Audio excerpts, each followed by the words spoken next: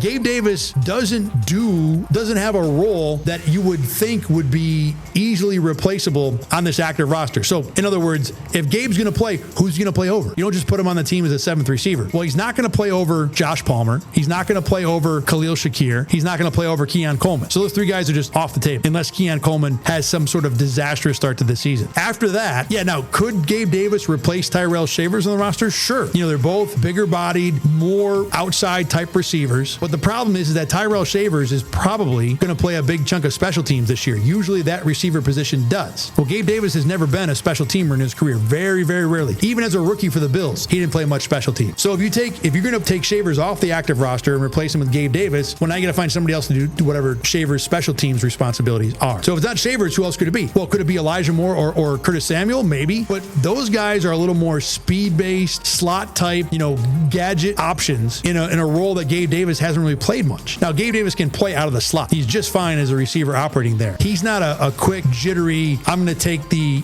jet sweep around for 15 yards type player that both Moore and Samuel can be. Endgame with Thad Brown, streaming exclusively on Rochester First.